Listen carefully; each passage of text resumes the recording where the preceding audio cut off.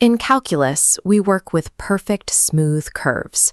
But what happens when the math breaks, when a function suddenly snaps, jumps, or falls apart? These tears are called discontinuities. They mark the exact boundaries where a path's predictable behavior ends.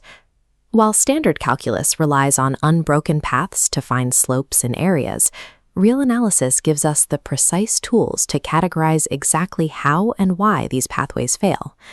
To build that categorization, Walter Rudin introduces definition 4.25. We start by looking at a sequence of points approaching a target x. This gives us the formal notation for a right-hand limit, f of x plus, and a left-hand limit, f of x minus. Think of this sequence as steps approaching a target coordinate, sliding in from the right, then the left. If both limits arrive at different y values, it's a first-kind discontinuity. If either limit fails to resolve to a number entirely, it's a second-kind discontinuity. The distinction is this. A first-kind break means the pathways exist but are misaligned. A second-kind break means the pathway itself completely dissolves. Let's look at example 4.27a. Here, the function outputs 1 if x is a rational number, and 0 if x is irrational. Because rational and irrational numbers are infinitely packed together, any sequence you choose to approach any target point x will wildly bounce between 1 and 0. It never settles. Since no one-sided limit can ever exist, this function has a second-kind discontinuity at every single point on the line. Now look at part b. This is the exact same function, multiplied by x. Multiplying by x slants one of those dust clouds. As we trace the values toward the origin, the gap between the two lines shrinks to 0. This pinches the chaos precisely at 0, forcing both one-sided limits to converge. Even in a landscape completely fractured by jumping values, applying a continuous multiplier forces local order at a single, isolated point.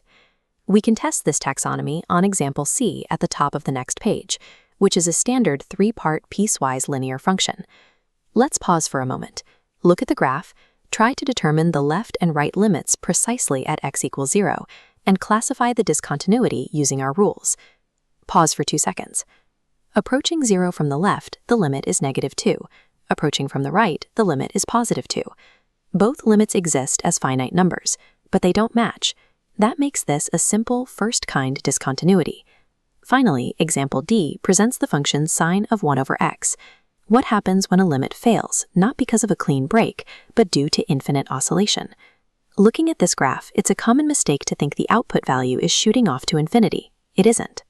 The wave is strictly bounded between -1 and 1. Instead, it's the frequency of the wave that goes to infinity. As the curve compresses closer and closer to 0, it vibrates so rapidly that it can never settle on a single limit. This infinite indecision breaks the limit just as thoroughly as a physical gap. Without a settled limit, this is a classic second-kind discontinuity. Bringing this all together gives us a complete taxonomy. True continuity requires both one-sided limits to exist and equal the function's value.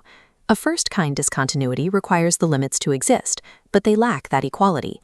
And a second-kind discontinuity lacks limit existence entirely.